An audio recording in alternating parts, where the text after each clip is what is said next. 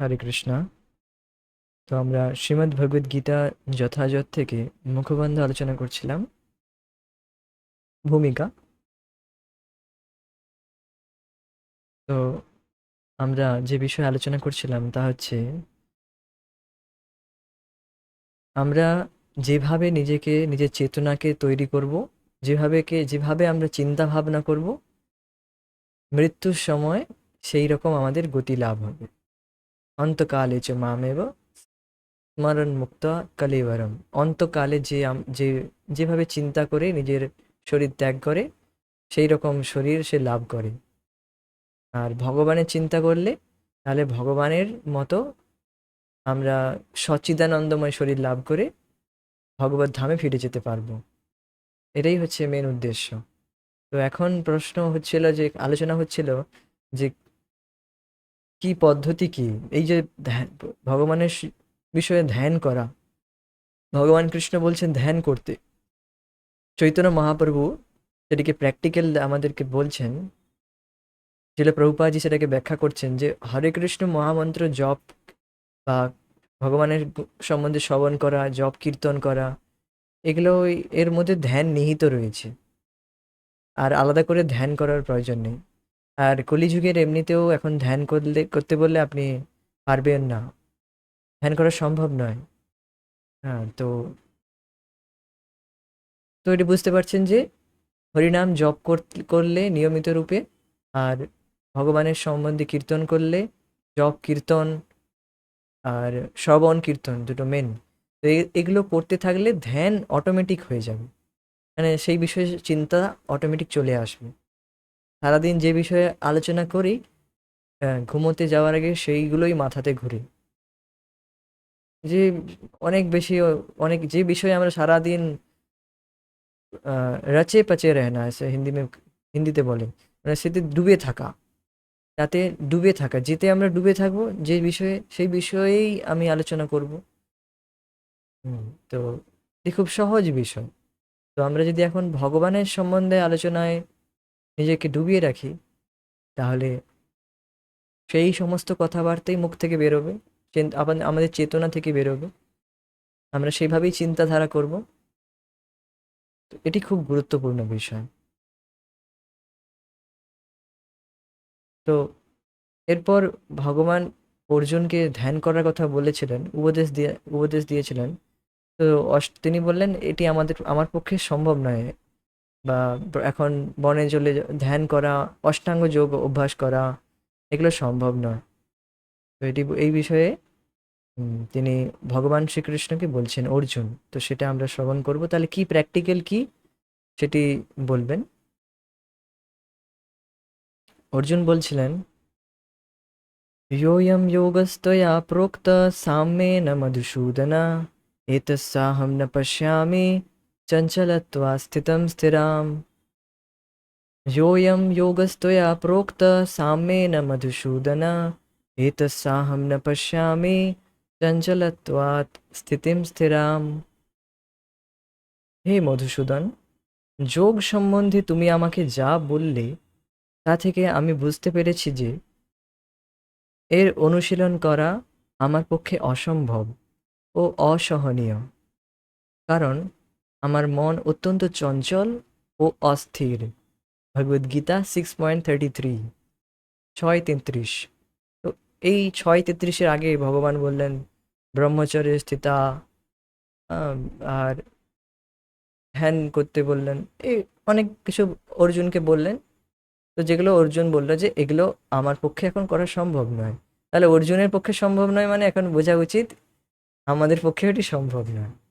এখানে অর্জুনের মতো তিনি করতে করতে পারবেন না, তার ক্ষেত্রে অসম্ভব, তাহলে আমাদের পক্ষে ওই ধ্যান ট্যান করা সম্ভব নয়। তাহলে কি করতে হবে? তো কিন্তু ভগবান তারপরে বলবেন কি করতে হবে তাহলে। তো কিন্তু ভগবান তখন তাকে বলেছিলেন, योगिनामपि सर्वेषां मद्गत अन्तरात्मना श्रद्धावान् भजते यो मां समे युक्ततमो मतः। योगिनामपि सर्वेषां मद्गत अन्तरात्मना শ্রদ্ধাবান ভজতে যো মাম সমে যুক্ততমো মতঃ। যোগীদের মতে যে গভীর শ্রদ্ধা সহকারে মদগত চিত্তে নিজের অন্তরাত্মায় আমাকে চিন্তা করে এবং আমার অপ্রাকৃত সেবায় নিয়োজিত থাকে, সেই যোগ সাধনায় অন্তরঙ্গভাবে আমার সঙ্গে যুক্ত, এবং সেই হচ্ছে যোগী শ্রেষ্ঠ, এবং সেটি আমার অভিমত।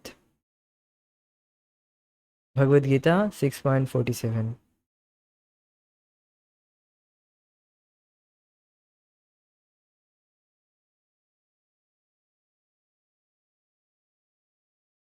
তো এখানে একটি গুরুত্বপূর্ণ বিষয় বললেন ভগবান,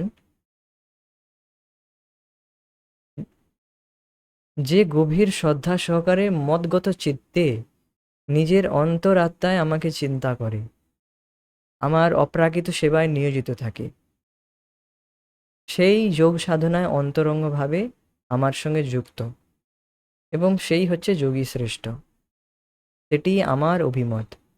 তো যোগী শ্রেষ্ঠ কে? কে যুক্ততম? যে মদগত চিত্তে অন্তরাত্মায় আমার চিন্তা করে, আমার অপরাকৃত সেবায় যুক্ত থাকে, মানে আমি যেভাবে চাই সেইভাবে সে সেবা করছে, সেইভাবে সে সেবায় যুক্ত রয়েছে, সেই যোগী শ্রেষ্ঠ। আমাতে পুরোপুরি ভাবে সে আহ, তার মন পুরোপুরি আমার মধ্যে জাল লেগে রয়েছে, আর অন্য কোথাও যায় না। মদগত চিত্ত হয়েছে, মদগত প্রাণ, মদগত চিত্ত অন্তর, আর নিজের অন্তরাত্মায় সবসময় আমার কথা চিন্তা করে, আমার সেবাতে যুক্ত থাকে নিরন্তর, শ্রদ্ধা সহকারে, গভীর শ্রদ্ধা সহকারে। এই নয় যে কেবল ডিউটিফুলি করছে, তা নয়। তো যোগীদের মধ্যে যে শ্রদ্ধা সহকারে, গভীর শ্রদ্ধা সহকারে, আর আমার যেমন আমি চাই, অর্থাৎ গুরু মহারাজ আমাদের যেমন ইনস্ট্রাকশন দিয়েছেন, গুরুদেব তো এখন ভগবান কৃষ্ণ তো আমাদেরকে বলতে আসবেন না কি কেমন হবে তিনি চান। তো প্রামাণিক গুরু তিনি যেভাবে বলছেন, আর ভগবানও বলছেন যে ভগবদ্গীতায় মন মানা ভব মদ ভক্ত মদ যাজি মাম নমস্কুরু ইত্যাদি, পত্রম পুষ্পম ফলম তোয়ম ইত্যাদি, এগুলো বলেছেন ভগবান। তো সেগুলোই গুরু মহারাজ প্রেসক্রাইব করেন। আর চৈতন্য মহাপ্রভু যেমন বলেছেন, তারপর সেই গুরু শিষ্য পরম্পরায় ছিল প্রভুপাদজি আমাদেরকে বলেছেন কিভাবে মদগত চিত্ত আমরা অন্তরাত্মায় আমরা নিরন্তর ভগবানের সেবায় নিরন্তর গভীর শ্রদ্ধা সহকারে যুক্ত হতে পারি। তো সেই পদ্ধতি আমরা অনুশীলন করলে এইভাবে আমরা গভীর শ্রদ্ধা সহকারে নিরন্তর ভগবত সেবায় যুক্ত থাকতে পারবো, অপ্রাকৃত সেবায় যুক্ত থাকতে পারবো, আর এইভাবে যোগী শ্রেষ্ঠ হওয়া যায়। তো ভগবান চান যে আমরা সবাই যেন যোগী শ্রেষ্ঠ হই। তো যোগী শ্রেষ্ঠ হওয়ার পন্থা খুবই সহজ ছিল। প্রভুপাদ গুরু মহারাজ যেমন আমাদেরকে বলেছেন, সেইভাবে ভগবত সেবায় নিয়োজিত থাকতে হবে গভীর শ্রদ্ধা সহকারে। আমার ভালো লাগছে না, আমার মন লাগছে না, তো এগুলো তো মন কোনোদিন লাগবে না, মন চঞ্চল। তো মনকে আমাদেরকে বুদ্ধির দ্বারা শিখিয়ে, বুদ্ধির দ্বারা বুঝিয়ে তাকে লাগাতে হবে ভগবত সেবায়, নিযুক্ত করতে হবে। তো এর আগের শ্লোকে ভগবান অর্জুন বললেন যে আমার দ্বারা ধ্যান ট্যান হবে না, এই জন্য এখানে বলছেন যে তাহলে কিছু প্র্যাকটিক্যাল সেবায় আমাদেরকে যুক্ত করতে হবে, কিছু হাতে নাতে কিছু সেবা, ভগবানের সেবায় আমাদেরকে যুক্ত করতে হবে। ভগবানের জন্য রান্না করছি, সেটাও ধ্যান করা। আপনি বলবেন কি করে? হ্যাঁ, সেটাও ভগবানকে ধ্যান করা। কারণ ভগবানের জন্য যখন রান্না করা হয়, আমরা সবসময় একটা চিন্তায় থাকি যে সব কিছুটা এটা যে ভগবানের জন্য হচ্ছে, ভগবানের জন্য হচ্ছে। খুব ভালো করে সমস্ত সুন্দর করে করার চেষ্টা করতে হবে। তো এই চিন্তাধারা থাকে, বা স্নান করে যাচ্ছি, পরিষ্কার পরিচ্ছন্ন হয়ে যাচ্ছি, তো এটাও ভগবানের ধ্যান করারই লক্ষণ। আমাদের ধ্যানে রয়েছে, ধ্যান মানে কি, আমাদের চিন্তায় রয়েছে, আমাদের মাথায় রয়েছে ভগবান, চেতনায় রয়েছে যে হ্যাঁ ভগবানের জন্য করছি, তো এটাই ধ্যান। তো এর মধ্যে ধ্যান নিহিত রয়েছে, আলাদা করে বসে বসে ধ্যান করার কোনো প্রয়োজন নেই। তো অপ্রকৃত সেবায় আমাদেরকে নিয়োজিত থাকতে হবে। আর হরিনাম জপ করার সময় তো ধ্যান নিহিত রয়েছে তার মধ্যেই, জপের মধ্যেই। তো সেই যোগ সাধনার অন্তরঙ্গভাবে যুক্ত, আর সেই হচ্ছে যোগী শ্রেষ্ঠ। এটাই আমার অভিমত। আর কেউ আর কারোর সার্টিফিকেট দরকার নেই। এটাই ভগবান সার্টিফিকেট দিচ্ছে আপনাকে, যে কিভাবে আপনি যোগী শ্রেষ্ঠ হবেন। যোগী শ্রেষ্ঠ হওয়া খুবই সহজ। আপনাকে নিরন্তর নিজের ইন্দ্রিয়গুলিকে ভগবানের সেবায় নিযুক্ত রাখতে হবে, নিরন্তর, কন্টিনিউয়াসলি। যখন মনে হচ্ছে যে এবার কোনো সেবা নেই, সেবা শেষ, তখনই এটা মায়া। এইবার কিছুটা সময় আমি অন্য কিছু দেখবো, অন্য কিছু করব, তাহলে সেটি মায়া। হ্যাঁ, যখনই মনে হচ্ছে যে এবার একটু শেষ, এবার রেস্ট পেলাম, তখনই বুঝতে হবে এটা আমার জন্য ভয়ঙ্কর, এখন এটা ডেঞ্জার, ডেঞ্জার জোন। তৎক্ষণাৎ আমাদেরকে সে সেই অবস্থায় আমাদের কি প্র্যাকটিক্যাল কি সেবা, সেটাই আমাদেরকে যুক্ত হতে হবে। নিজের না, নিজেকে নিজেকে যুক্ত না করাই বেটার। কোনো সিনিয়র ভক্ত বা গুরু মহারাজ আজকে জিজ্ঞেস করে করা উচিত। হুম, নিজের মন মতো করা উচিত নয়, কারণ মন আমাদের এখন অপ্রাকৃত নয়, প্রাকৃত রয়েছে। এই জন্য আমাদের মনের কথায় অনুসারে আমাদের সেবাকে চুজ করা উচিত নয়। তখন ইউটিউব শর্টস দেখাটাও ওটা সেবা নয়, অপ্রাকৃত সেবা নয় ওটা। হতে পারে কিছু হয়তো আপনি ভগবানের বিষয় দেখছেন, কিন্তু সেটি আহ, পুরোপুরি অপ্রাকৃত সেবা নয়।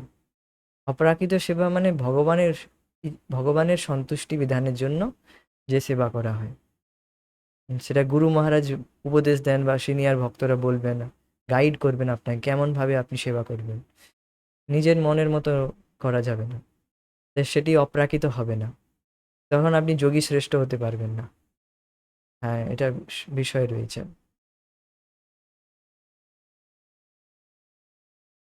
সো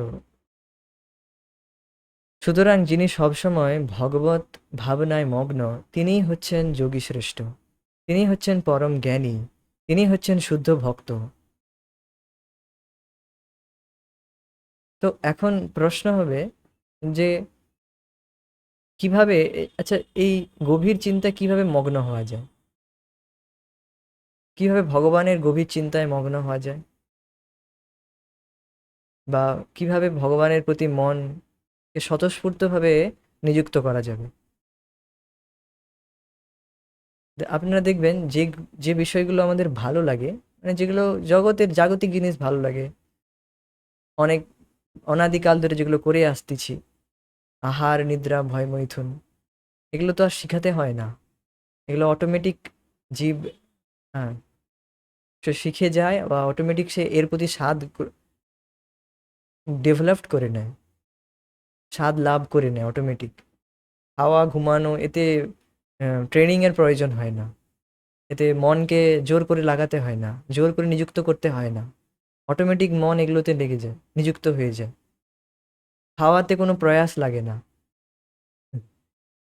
প্রসাদ ভোজন করতে, প্রসাদ তো সেটা ঠিক আছে, ভালো, কিন্তু সেটাই কথা বলছি, তারা এটা তো আহারের মধ্যে যুক্ত রয়েছে, যে আহার করতে কোনো কষ্ট হয় না বা কোনো রকম ট্রেনিংয়ের প্রয়োজন হয় না, অটোমেটিক আমাদের উম, সেই স্বাদ স্বাদ রয়েছে।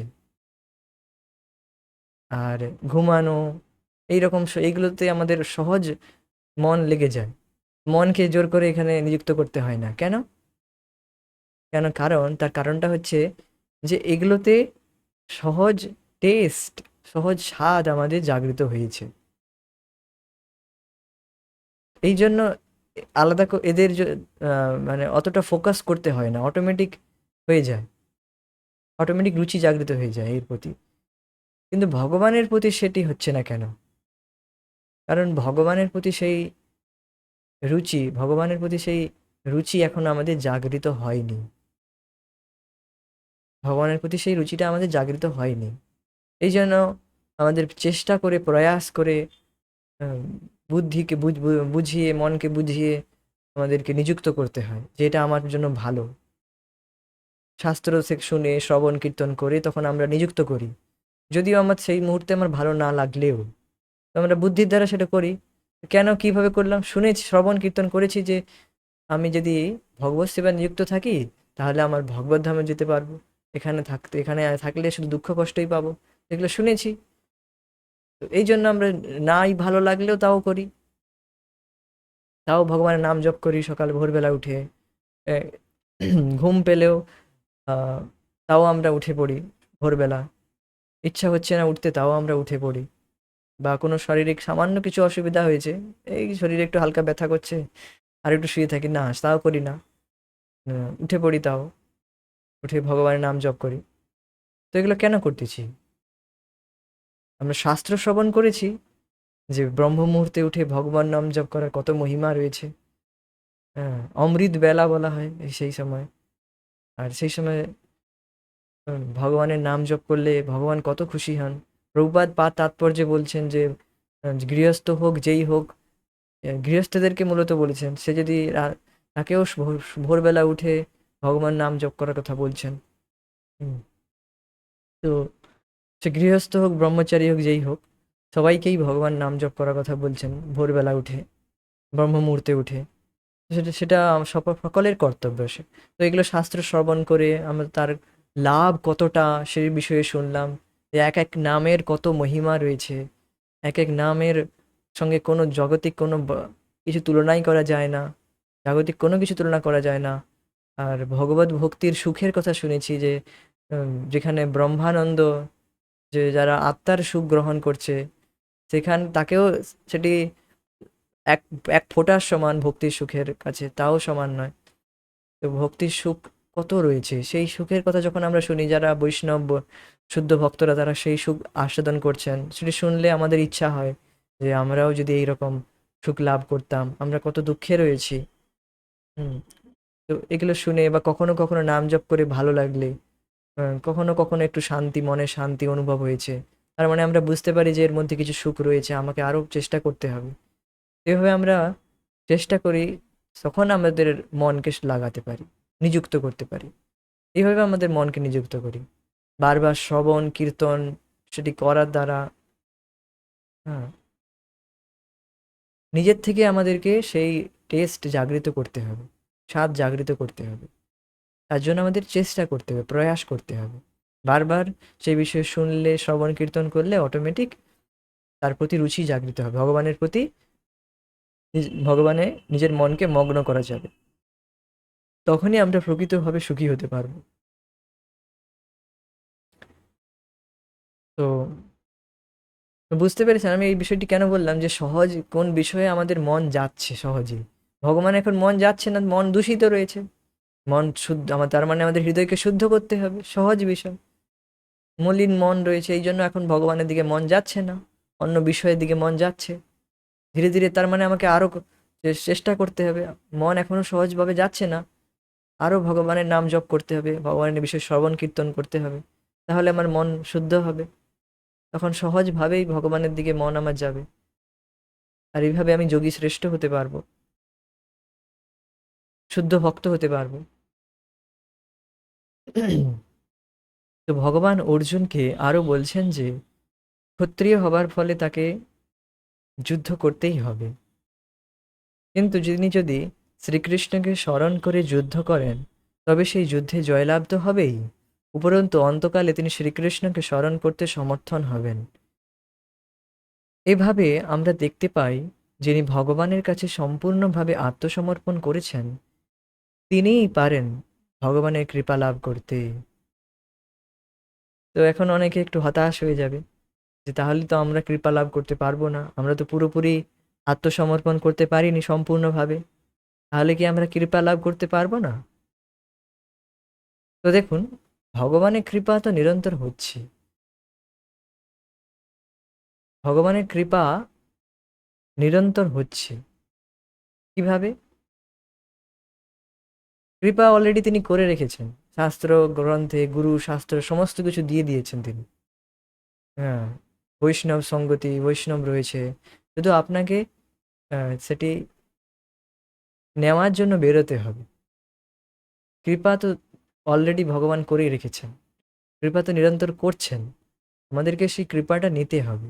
তো সেই কৃপাটা নেওয়ার পদ্ধতি হচ্ছে আত্মসমর্পণ। যত নিজেকে আত্মসমর্পণ করব, তত আমরা কৃপা লাভ করতে পারবো। আত্মসমর্পণ, এটাই হচ্ছে পাত্রতা। আপনার পাত্র যত সুন্দর হবে, যত বড় হবে, তত আপনি বেশি বেশি কৃপা লাভ করবেন। পাত্র হচ্ছে আত্মসমর্পণ। কতটা আমি সমর্পিত হয়েছি ভগবানের প্রতি, তত আমি কৃপা লাভ করতে পারবো। কতটা নির্ভরশীল হয়েছি ভগবানের উপর। প্রকৃতপক্ষে তিনিই করছেন, কিন্তু ভ্রমের বশেতে আমরা ভাবছি নিজে আমি করছি, আমি করছি। হুম। তো আত্মসমর্পণ প্রয়োজন, শরণাগতি প্রয়োজন। সেই শরণাগতির প্রশেষ ভগবদ গীতায় বলা রয়েছে। হ্যাঁ, ভগবানের মন মনা ভব মদভক্ত মদ ইয়াজি মাম নমস্কুরু। এই পদ্ধতির দ্বারা আমরা ধীরে ধীরে শরণাগত হই, ভগবানের সেবা যুক্ত হয়ে বারবার সেবা করে, না ভগবান নাম জপ করে, ভগবানের বিষয় শ্রবণ করে ধীরে ধীরে আমরা বুঝতে পারি নিজের অবস্থান, নিজের স্বরূপ, নিজের প্রকৃত অবস্থান সম্বন্ধে আমি বুঝতে পারি যে আমরা কতটা নগণ্য। যত যত আমরা ভগবত ভক্তিতে এগোতে থাকি, তত আমরা বুঝতে পারি যে আমরা কতটা নগণ্য, তুচ্ছ, কতটা তুচ্ছ, নগণ্য। তো ততই আমরা নিজেকে, নিজের অবস্থান বুঝতে পারলে তখন নিজেকে আত্মসমর্পণ করি। তো আত্মসমর্পণ হচ্ছে কৃপা যে যত বেশি পুরোপুরি, যে যত বেশি নিজেকে আত্মসমর্পণ করেছে সে তত কৃপা লাভ করে।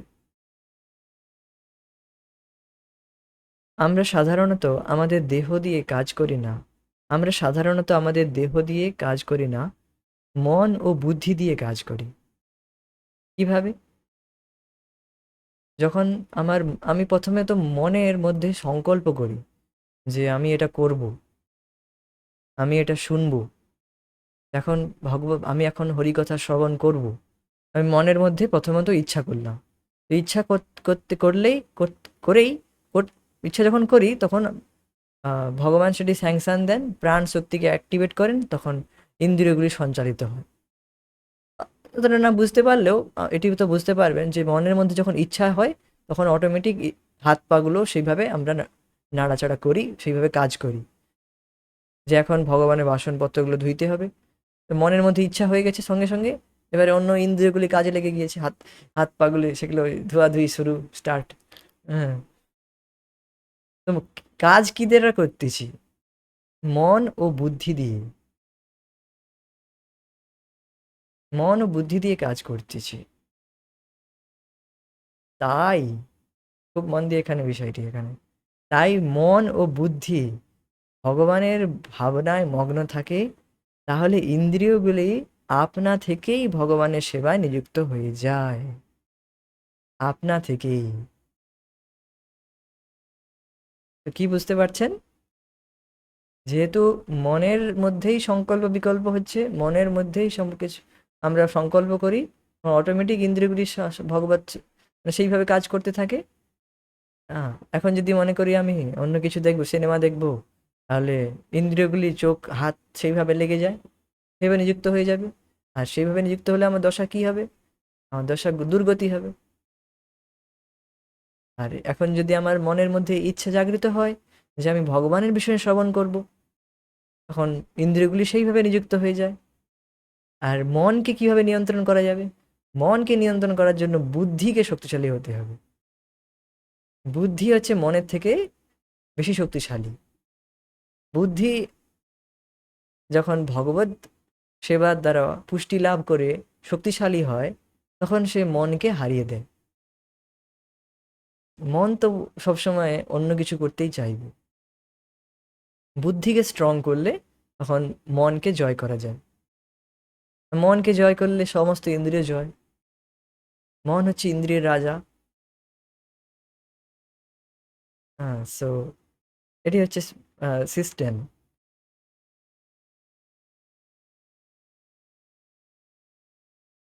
তো এটি হচ্ছে সিস্টেম। তো তখন আপাত দৃষ্টিতে ইন্দ্রিয়ের কর্মগুলি অপরিবর্তিত থেকে যায়, কিন্তু মনোবৃত্তির আমূল পরিবর্তন হয়ে যায়। তো আপাত দৃষ্টিতে এখন আমরা এই ইন্দ্রিয় দিয়ে শুনছি, ইন্দ্রিয় দিয়ে দেখছি, চোখ দিয়ে দেখছি, কিছু একটা পড়ছি। হ্যাঁ, তো কিন্তু এর মধ্যে একটি আমূল পরিবর্তন হয়ে যায়। মনোবৃত্তির আমূল পরিবর্তন হয়ে যায়। এখন আমরা ভগবানের বিষয়ে শুনছি। তাই এটি অপ্রাকৃত কাজ, অপ্রাকৃত কর্ম। প্রাকৃত দেহ দিয়ে অপ্রাকৃত কাজ করতেছি। এটা হচ্ছে খুবই ইন্টারেস্টিং বিষয়। প্রাকৃত আমরা দেহ দিয়ে অপ্রাকৃত কাজ করতেছি। এইভাবে হচ্ছে মনোবৃত্তি। আরো একটি উদাহরণ দিলে বুঝতে পারবেন। তুলসী, অনেকে তুলসী চাষ করে। হ্যাঁ, কেন? কিছু ঔষধপত্র ব্যবসা করার জন্য। আর ভক্তরা সেই তুলসীর আহ, সেবা করেন, তুলসী লাগায়, তুলসী গাছ লাগায়। কেন? ভগবানের নৈবেদ্য নিবেদন করার জন্য, ভোগ লাগানোর জন্য, ভগবানের চরণে দেওয়ার জন্য, ভগবানের মালা তৈরি করার জন্য, অনেক বিভিন্ন রকম ভগবানের সেবায় নিযুক্ত করার জন্য। তো কাজ সেই একই করতেছে। একজন গাছ, সেই তুলসী গাছ লাগাচ্ছেন ওষুধ তৈরি করার জন্য। তাতে কি হবে? তাতে সে অনেক অপরাধ করছেন। বা অপরাধ ঠিক নয়, মানে কাজ একই করছে কিন্তু লাভ ততটা হচ্ছে না সেখানে। সেটাকে সে আর ভগবত সেবায় যুক্ত হতে পারবে না। এটা অপ্রাকৃত কাজ নয়, এটা প্রাকৃত কাজ। সেটা অপ্রাকৃত কাজ। অপ্রাকৃত কাজ কখন হচ্ছে? যখন সেই তুলসী আমি লাগাচ্ছি, তার সেবা করছি। আর সেই তুলসীকে আমি ভগবানের সেবায় নিযুক্ত করছি, ভগবানের ভোগ লাগাচ্ছি, যাই সেগুলো অফার করছি, ভগবানকে নিবেদন করছি। তখন সেটি অপ্রাকৃত কাজ হয়ে যাচ্ছে। তো এইরকম আমাদের মনোবৃত্তিকে পরিবর্তন করতে হবে। আপনি হয়তো অন্য অন্য কিছু কাজ করছেন, জব করছেন, চাকরি করছেন, কোথাও যে সেগুলো করছেন, সেই একই কাজ করছেন। কিন্তু একজন ভক্ত, সেও কিন্তু চাকরি করে, সেও করতে যায়, ব্যবসা করতে যায়। হ্যাঁ, কিন্তু তার মনোবৃত্তি আলাদা থাকে, যে আমি এই অর্থের দ্বারা নিজের ইন্দ্রিয় তৃপ্তি করব না, যেটি অবশেষে আমাকে নরকেই নিয়ে যাবে, দুঃখই দেবে। পুরো অর্থটাই বা পুরো পরিশ্রম কেবল শ্রম এব কেবলম।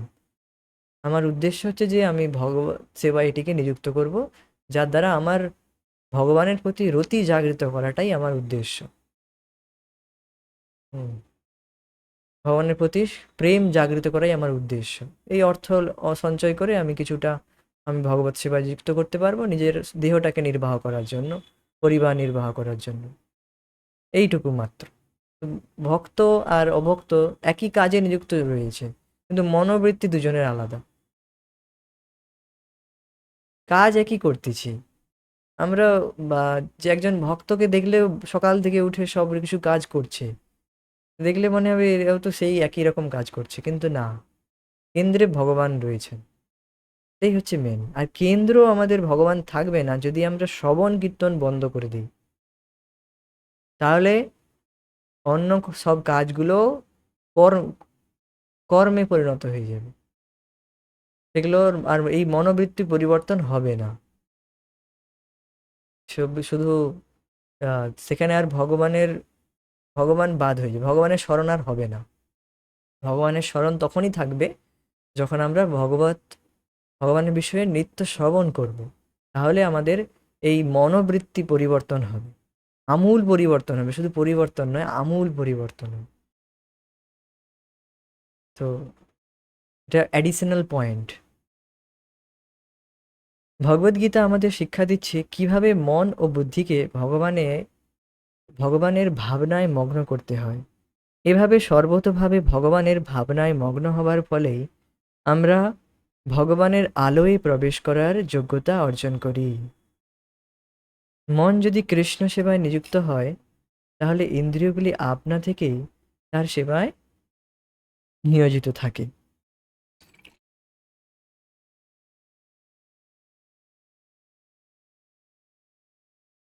এটি হচ্ছে কৌশল, এবং এটি ভগবদ্গীতার রহস্য। শ্রীকৃষ্ণের চিন্তায় সর্বতোভাবে নিমগ্ন থাকা।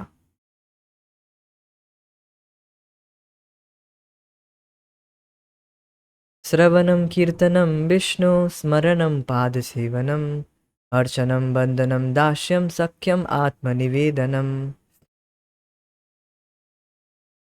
আধুনিক মানুষ চাঁদে পৌঁছানোর জন্য অনেক পরিশ্রম করে চলেছে, কিন্তু তার পারমার্থিক উন্নতির জন্য সে কোনো রকম চেষ্টাই করেনি। 50-60 বছরের অল্প আয়ু নিয়ে আমরা এখানে এসেছি, তাই আমাদের কর্তব্য হচ্ছে ভগবানকে স্মরণ করবার জন্য এই সময়টি পুরোপুরিভাবে ভগবত ভক্তির অনুশীলন করা, এবং তার পদ্ধতি হচ্ছে এটি শ্রীমদ্ ভাগবতম 7.5-23। ভক্তিযোগে সাধনের 9টি প্রণালীর মধ্যে সবচেয়ে সহজ হচ্ছে শ্রবণম, অর্থাৎ আত্মপুরুষের কাছ থেকে ভগবদ্গীতা, আত্মতত্ত্ব পুরুষের কাছ থেকে ভগবদ্গীতা শ্রবণ করা, এবং এর ফলে মন ভগবদ্মুখী হয়ে ওঠে। তখন ভগবানকে স্মরণ করা সহজ হবে, এবং এই জড়দেহ ত্যাগ করার পর চিন্ময় দেহ লাভ করে ভগবানের আলোয় উন্নীত হয়ে আমরা ভগবানের সাহচর্য লাভ করতে সক্ষম হব। তো বুঝতে পেরেছেন কি বলছে? নবতা ভক্তির কথা এখানে বলা হয়েছে প্রহ্লাদ মহারাজের উক্তি অনুসারে: শ্রবণম কীর্তনম বিষ্ণু স্মরণম পাদ সেবনম অর্চনম বন্দনম দাস্যম সাক্ষ্যম আত্মনিবেদনম ইতি পুংসার্পিত বিষ্ণুর। এইভাবে বলা রয়েছে নবধা ভক্তি লক্ষণা, নবভক্তি লক্ষণ এটি বলেছেন প্রহ্লাদ মহারাজ। আহ, এটি হচ্ছে নবদা ভক্তি। আহ, শ্রবণম কীর্তনম বিষ্ণু স্মরণম পাদ সেবনম অর্চনম বন্দনম দাস্যম সাক্ষ্যম আত্মনিবেদনম। এর মধ্যে সব থেকে তিনি প্রথমেই বললেন শ্রবণ কীর্তন। শ্রবণ কীর্তনকে প্রথমেই বলে দিলেন, কারণ শ্রবণ কীর্তন হচ্ছে খুবই গুরুত্বপূর্ণ, সব থেকে গুরুত্বপূর্ণ। যত আমরা ভগবত বিষয়ে শ্রবণ করব, কীর্তন করব, তত ভগবানের প্রতি আমরা নিজের আসক্তিকে জাগৃত করতে পারবো। আর স্মরণ করতে পারবো। নাহলে স্মরণ কি করে হবে?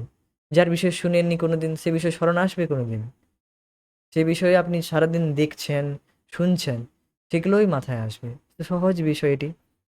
তারপর এখানে বলা হচ্ছে আত্মতত্ত্ব পুরুষের কাছ থেকে ভগবদ্গীতা শ্রবণ করা।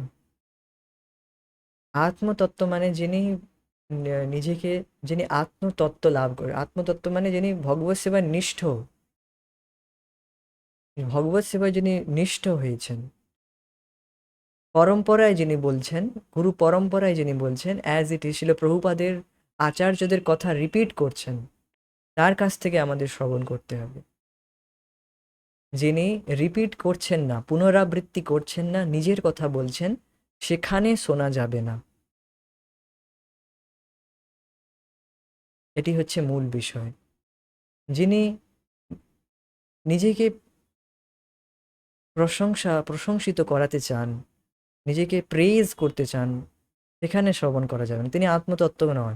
আত্মতত্ত্ব মানে যিনি আহ, ভ- পরম্পরায় বলবেন, পুনরাবৃত্তি করবেন প্রভুপাদের কথাগুলিকে। সো তিনি হচ্ছেন আত্মতত্ত্ব পুরুষ। তো আত্মতত্ত্ব পুরুষের কাছ থেকে ভগবদ্গীতা শ্রবণ করা উচিত। কোনো কোনো ব্যবসা ক্ষেত্রে কোনো ধর্মীয় ব্যবসায়িকের কাছ থেকে, যিনি কেবল গীতা পাঠ করে কিছু অর্থ উপার্জন করার জন্য রয়েছেন, তাদের কাছ থেকে শোনা উচিত নয়। সেখানে কোনো রকম পরিবর্তন আসবে না। এর ফলেই মন ভগবতমুখী হয়ে উঠবে। যখন আমরা ভগবানের ভক্তের কাছ থেকে শ্রবণ করব ভগবদ্গীতা, তখনই আমাদের মন ভগবতমুখী হয়ে উঠবে। তখন পরমেশ্বর ভগবানকে স্মরণ করা সহজ হবে।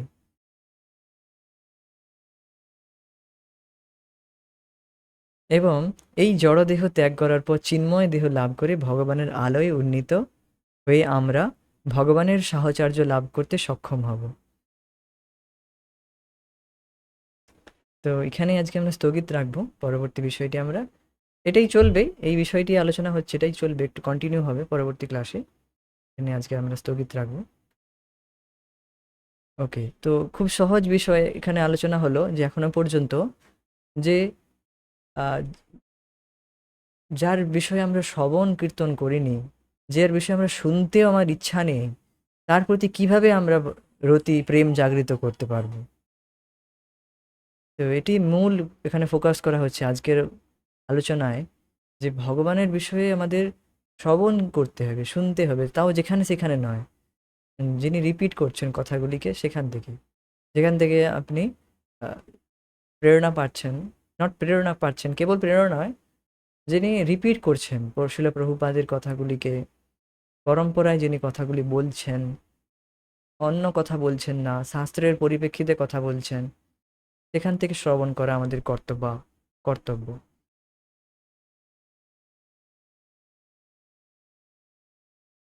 তো এটি হচ্ছে মূল বিষয়। তো আজকে আমরা এখানে স্থগিত রাখবো। তো এরপরে আমরা আলোচনা করব যে এই একটা ডেভেলপ করে দিই বিষয়টি, এর পরের যে বিষয়টি হবে যে ভগবান এর আগে বললেন